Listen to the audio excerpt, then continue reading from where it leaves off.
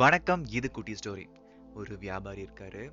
கத்தி, அருவாள், கோடாரி, அதாவது நைஃப் அண்ட் ஆக்ஸ்லாம் இருக்கு இல்லையா, அது செய்யக்கூடிய ஒரு தொழிலை செஞ்சுட்டு இருக்காரு. ஒரு நாள் தன்னுடைய வேலையை முடிச்சுட்டு தன் வேலை செய்யக்கூடிய பட்டறையை பூட்டிட்டு வீட்டுக்கு கிளம்புறாரு. அந்த பட்டில் இருக்கக்கூடிய ஒரு ஓட்டையின் வழியா எலி உள்ள போகுது. அந்த எலியை ஃபாலோ பண்ணிக்கிட்டே ஒரு பாம்பும் உள்ள போகுது. இந்த பாம்பும் வளைஞ்சு நெளிஞ்சு உள்ள போகும்பொழுது பாம்போட வால் பகுதி அங்க அடுக்கி வச்சிருந்த கூர்மையான கத்தி மேல படுது. தன்னை யாரோ தாக்குறாங்க முடிவு பண்ண அந்த பாம்பு அந்த கூர்மையான கத்தியை பார்த்து கொத்துது. அடிபட்ட தினமும் பாம்போட வாய்க்கு தான். மீண்டும் அந்த பாம்பு எலியை துரத்த ஓடுது. போற வழி ஃபுல்லாவே கூர்மையான பொருட்கள் இருக்கிறதுனால இந்த பாம்புக்கு மீண்டும் மீண்டும் அடிபடுது.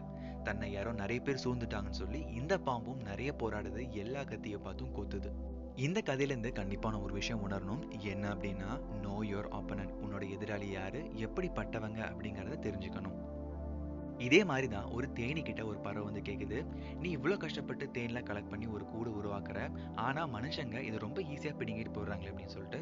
அதுக்கு அந்த பறவை சொல்லுது, எங்கிட்ட இருந்து மனுஷங்க இந்த தேன் கூடு தான் பறிச்சுட்டு போக முடியும் தவிர இந்த தேனை எப்படி உருவாக்கணும் அந்த கலையை அவங்க எங்கிட்ட இருந்து கொண்டு போக முடியாது அப்படின்னு சொல்லி அந்த தேனி ரொம்ப கர்வமாக சொல்லுது. கண்டிப்பா இந்த ஒரு விஷயத்த மட்டும் ரொம்ப ஓப்பனா அக்செப்ட் பண்ணி ஆகணும். என்ன அப்படின்னா, there will always be someone who is smarter than you. கண்டிப்பா நம்மளோட யாராவது ஒருத்தராவது ஏதோ ஒரு விஷயத்துல ஸ்மார்ட்டரா இருப்பாங்க. ஆனா நம்மள மாதிரி யாரும் இருக்கவே மாட்டாங்க. So enjoy the uniqueness of yourself and be proud of it. இன்னைக்கான மாரலும் ஸ்டோரியும் கண்டிப்பா உங்களுக்கு பிடிச்சிருக்கும் நம்புறேன். With this note I am signing off. This is Satish.